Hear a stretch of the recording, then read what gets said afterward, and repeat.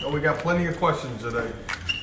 I know you'll compartmentalize these 2 games this week, but just the opportunity that you have in front of you this week with Duke and Close. Yeah, I think it's a great opportunity for us because we're playing against 2 teams who are ahead of us in the standings, and it's a great opportunity for us.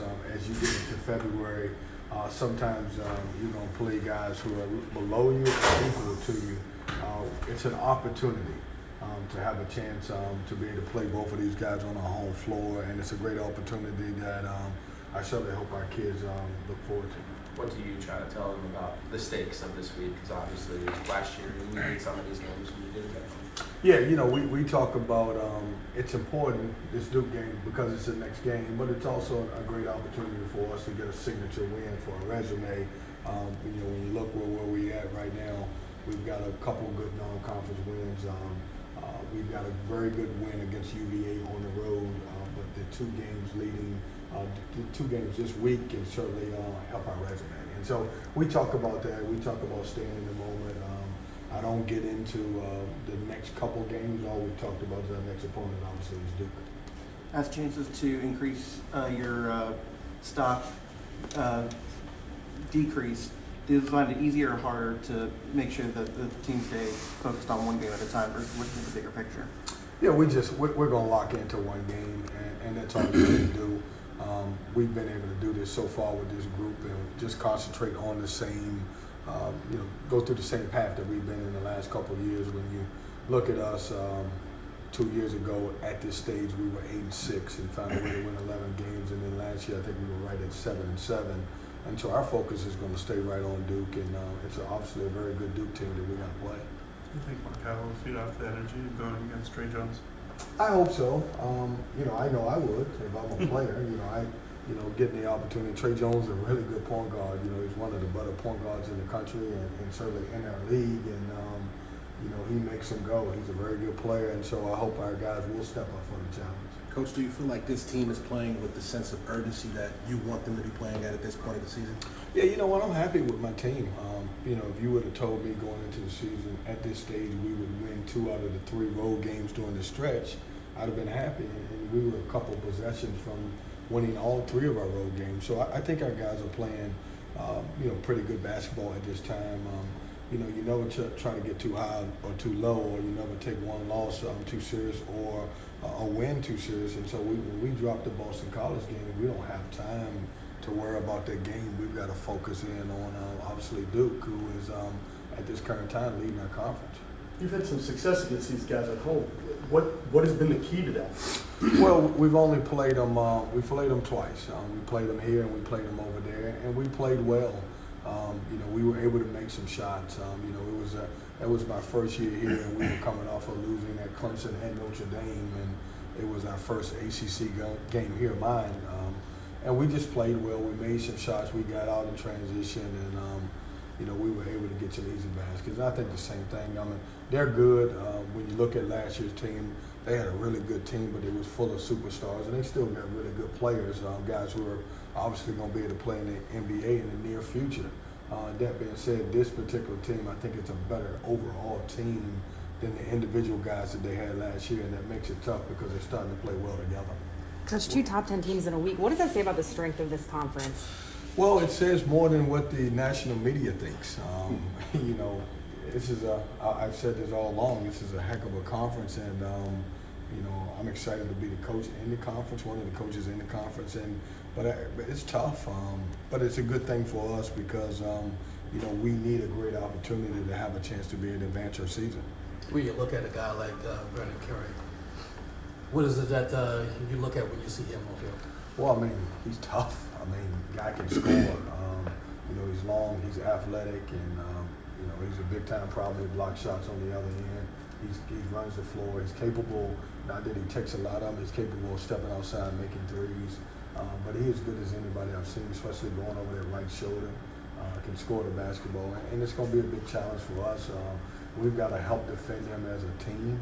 I don't think that we've got one individual guy on our team that can guard him just individually. Coach, going back to the schedule strength that was just brought up, you brought up the national media, and what the pundits, some of them out there say that the ACC could possibly only get 3 teams going into the dance this year, and at the same time, there is still that strength of schedule within that conference. But what do you think about those that are saying the ACC is only going to be worthy of 3? Yeah, maybe 4 I think it's ridiculous. I really do. I mean, we've got 15 teams. I would think that some people would actually go back and look at the old eye test. If you're telling me that, some of our teams that, obviously, 11 through 15 or whatever it is, or 6 through 15 that can't play in the NCAA, that's crazy. I mean, our games are competitive. I think we're getting penalized because our games are competitive, year round this time. And, taking consideration, we've added 2 games to our schedule. Would our conference be a little bit more respected if, we played 2 other teams, outside opponents, opposed to playing 20 games like we played 18 in the past, and long time before it was 16 games. I think this conference is as good as anybody. I think if you matched us up against conference, some of the teams on conferences, we would do well. Unfortunately, I hope that changes. When you get into that room, eventually, when it's time to select, I think guys will realize that the ACC is a lot better than people are giving us credit for. We're beating up on each other. Even our top tier teams are losing to guys that's in our conference, and if the conference is only worthy of 3, that wouldn't happen. Speaking of the eye test, going into the season, most people didn't think the 3-point arc getting moved back a smidge would be a big deal, and the NIT statistics didn't make it a big deal. But now that you're 2/3 into the season, has it made a difference with your squad and anything? Yeah, I was one of those coaches that said that too. I'll change this a little bit. It makes a big difference in guys who are not 3-point shooters. The guys who were comfortable finally making shots at the line to where it was at. I think the specialty guys can still shoot it, even though some of them may struggle. But guys who are just marginal 3-point shooters, I think it has affected those guys in a lot of ways. Kevin, the ACC yesterday endorsed the new transfer, one-time transfer rule. How do you feel about that? I've always felt like it would be something that should happen if they figure out how to do it. It can get a little chaotic. What does that mean? What does it look like? I don't think we have a clear understanding who can transfer, when you can transfer. I know we talk about it all the time, and we've been talking about it for years. Are you going to add a GPA to it? Are you just going to let them go one time and be able to transfer? I'm one of those guys, whatever. If everybody's doing the same thing, I'm okay with it. I don't think, if they decide to go that route, then let them go. Don't put a GPA on it. Do the right thing, and if you want to be able to go play and transfer one time.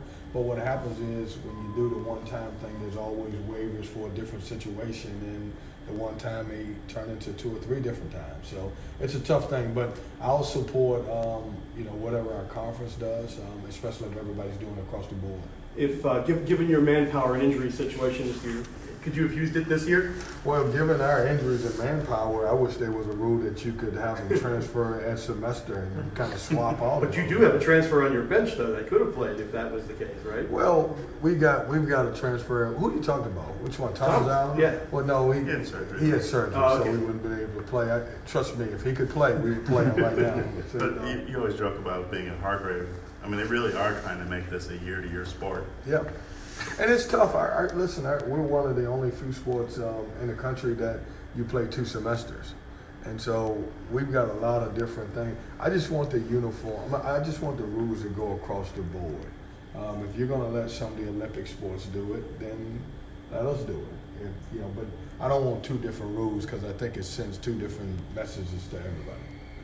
Kevin, how do you approach kind of keeping guys focused on, you're talking about just specifically the Duke game and not feeling the pressure of, okay, well, we got to steal some kind of signature win to get in the NCAA? We preach it a lot, CL, and we talk about, but I try not to put all of that pressure on guys because I'm not even sure these guys can handle it. We're different. Everybody that I'm talking to right now, you guys we're all a little older. The things that we value and the things that we see, kids today don't necessarily see it. So we lose a game, example, Boston College. It may take me 24 to 48 hours to get over it. 30 minutes later, kids may be over, they've moved on. And so sometimes I think with our guys, they don't understand how big a game may be. We may preach it to them, but sometimes they don't understand it. And I know that doesn't sound necessarily right, but that's how kids think today. With us, you know, we're talking about Duke. It's our next game, so we're trying to get well because we just lost at Boston College. But also, by the way, if you win this game, it's a great opportunity for you to improve your resume. Good. Thanks, Coach. Appreciate it. Thank you.